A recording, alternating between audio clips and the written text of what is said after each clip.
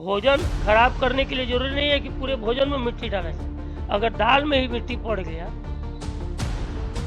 सिर्फ दाल में पड़ जाए और पूरा 56 किस्म का भोजन है, सब स्वादिष्ट बना हो एक से एक, तो दाल का जो जहाँ जहाँ जाएगा वो पूरा भोजन खराब करता जाएगा ना। बात समझिए, ये तो किसी को मालूम नहीं। अब तो दाल शुरू हो गया, तो अब तो सब खाएगा तो मिट्टी पड़ा। तो वही जात पात उसमें जो एक वर्ग हमेशा दिमाग में रख लिया है, तो मुझे मोदी को जिताना है, मोदी को हराना है। तो ये जो सिस्टम चल रहा है ये बहुत गलत है। अयोध्या से लेकर विश्वनाथ मंदिर तक जिनके परिवारों को मंदिर बनाने और ये करने में परेशानियां आई हैं, सरकार को उन परिवारों के साथ थोड़ा खड़ा होना पड़ेगा।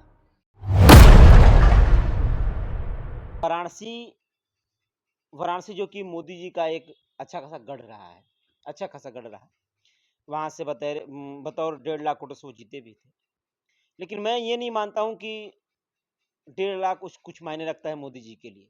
इसलिए नहीं मैं मानता हूं क्योंकि पिछली बार जो कि इससे दुगने वोटों से वहां जीते थे, लेकिन इस बार जब अजय राजी उनके विपक्ष में खड़े हुए थे, सामने थे, लेकिन वो सिर्फ 1.5 लाख वोटों से हारे हैं। इसके विषय में क्या कहेंगे? क्योंकि मोदी जी की पूरी एक तरीके से वाराणसी अगर मैं लेके चलूं तो वाराणसी में सिर्फ जहां भी जाओ तो सिर्फ आपको पोस्टर दिखता था मोदी मोदी मोदी मोदी, इतने ऐसे कैसे काम हुए, लेकिन फिर भी उनको 1.5 लाख, सिर्फ 1.5 लाख अधिक वोट मिला। देखिए, बनारस का विकास तो हुआ है, इसमें कोई दोहराय नहीं है। इसमें देखिए, इसमें हम संक्षेप भी नहीं कर सकते हैं। लेकिन जहां जहां विकास हुआ है वहां वहां कुछ लोगों का उत्पीड़न भी हुआ है। मैं यही बात कर रहा हूँ कि अयोध्या से लेकर विश्वनाथ मंदिर तक जिनके परिवारों को मंदिर बनाने और ये करने में परेशानियां आई हैं, सरकार को उन परिवारों के साथ थोड़ा खड़ा होना पड़ेगा। और दूसरा, ये जो जातवाद है जो नासूर की तरह हमारे देश में फैल रहा है, ये एक तो अहम कारण रहा है। ज्यादा बनारसी में ज्यादा कहीं देखा बनारस नहीं, गाजीपुर में हर जगह कारण है। लेकिन ये जातवाद तब फल फूल रहा है जब आपके लोग, जो आपके वोटर हैं, वो भी आपसे आक्रोशित हैं, तो उनका तो वोट क्लियर है कि पड़ रहा है, और आपके वोटर आक्रोशित हैं, वो घर पर बैठ गए, वोट देने नहीं गए।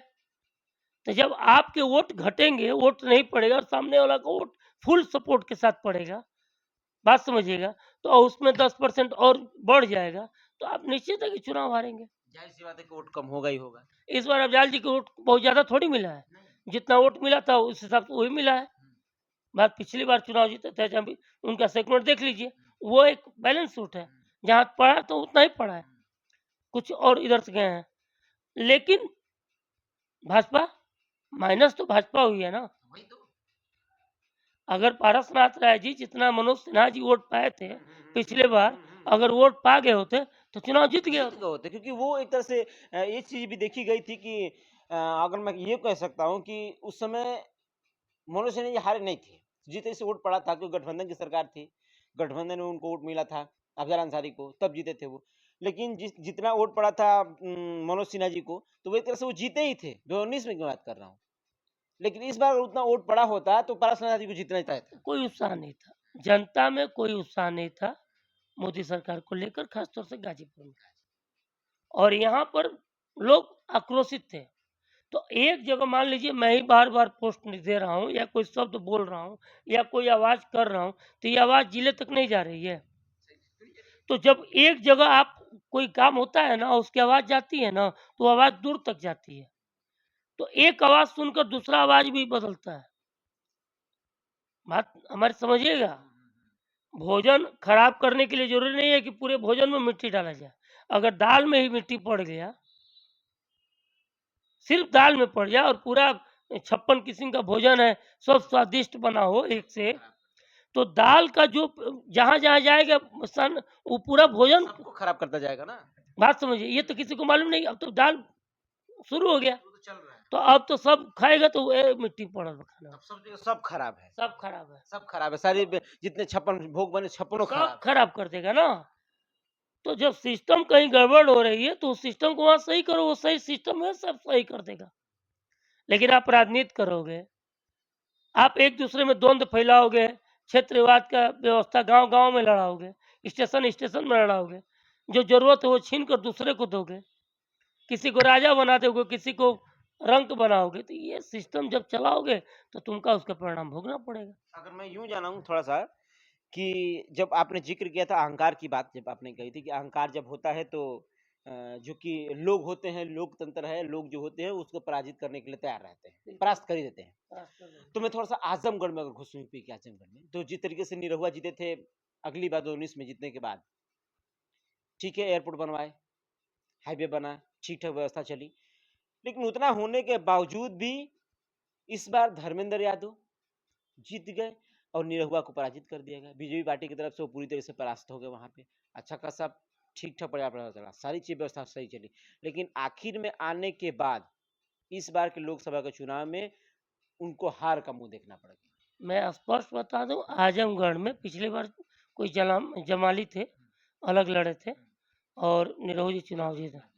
आज जो कैंडिडेट पिछली बार जो लड़े थे वो शायद इस बार सपा के साथ हो गए हाँ, थे। सपा से है। धर्मेंद्र यादव सपा जी से है। वहाँ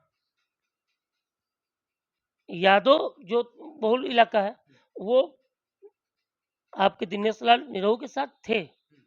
लेकिन जो मुस्लिम जो वहाँ है यम वाला समीकरण है, वो समीकरण बिल्कुल एक तरफ़ा मतलब मुस्लिम जाति के जितने भी वहाँ लोग थे आजमगढ़ के, एक तरफ़ा वो एक तरफा एकदम धर्मेंद्र यादव की तरफ चले गए। धर्मेंद्र यादव के साथ। यानी कि नीरज निरहुआ से एकदम अभी कट अब गए। मैं कहा ना कि देखिए वहाँ ये यही चीज़ सवाल पैदा करते हैं कि आपके 532 एक ही गाँव में आवास दिए गए और एक वोट नहीं मिला। आजमगढ़ में निरहू जी विकास किए तो वहाँ के यादव जो थे भाई विकास उनके साथ गए, बहुत कम वोट से आ रहे हैं, बहुत ज़्यादा वोट से नहीं आ रहे। बहुत ज़्यादा अमन वो चल रहा है ना ये देखो ये हाँ जो बहुत कम वोट इस बात नहीं ये नहीं है लेकिन आखिर में हारे हैं। देखिए बात समझिए, मैं तो कहूँगा कि दिनेश जी को आजमगढ़ अब छोड़ना नहीं चाहिए। वो जिस तरीके से लगे थे चल रहे हैं, हाँ। आजमगढ़ के लोग मैं कल अभी एक मित्र हमारा बात किए, वो पछता रहे हैं बहुत लोग। इसलिए कि दिनेश जी ने अपने कार्यक्षेत्र को, अपनी व्यवस्था को आजमगढ़ बना लिया था। बना लिया है वहाँ और एयरपोर्ट बहुत बना मेहनत अच्छा किया था। अच्छा वहाँ एयरपोर्ट बना अच्छा तो खासा बढ़िया उनकी सा। हार आजमगढ़ की हार है, मैं तो सीधा कहूँगा। उनकी हार आजमगढ़ की हार है। लेकिन रह गया कि वही जात-पात जो समीकरण प्लान जो एक वर्ग हमेशा दिमाग में रख लिया है कि मुझे मोदी को हराना है, मोदी को हराना है। तो ये जो सिस्टम चल रहा है, ये बहुत गड़बड़ है। जातवाद और जो सिस्टम जब जिक्र किया जातवाद आपने ये कोई सिस्टम तो हो, वही मैं जो कह रहा हूँ कि गड़बड़ है सो थोड़ा-सा गड़बड़ है। कि अगर आपके दिमाग में फिट हो गया है कि हमको मोदी जी को हराना ही है, तो वो सारी चीज़ें कैसे भी करके वो करने की उसकी बदलेगा, कहीं तक जा सकता है वो। बदलेगा। देखिए हम पहले अपने घर को ठीक करेंगे। जब हमारा घर की व्यवस्था सही हो जाएगी, बात समझिएगा, हम घर में ही अपना बिखराव है और बाहर के से हमारी व्यवस्था लड़नी है, तो आप कभी नहीं लड़ पाओगे। पहले अपने भाजपा को घर ठीक करना चाहिए। भाजपा के लोग जो उनके लिए खड़े थे, उनको साथ लेना चाहिए और वो लोग आपके लिए चुनाव का काम करेंगे। तो आप उनको छोड़ दिए हो, उनके हालात पर, उनसे आपको कोई मतलब नहीं है और इधर-उधर के अपना ले देकर अपना तलवार भाज रहे हो।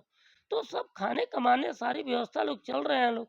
वो कितने समय तक तुम्हारे साथ अडिग रहेंगे, कब तक साथ देंगे, अब तो आप जानो वो जाने और चुनाव तो ऐसे ही चलते रहेंगे इसमें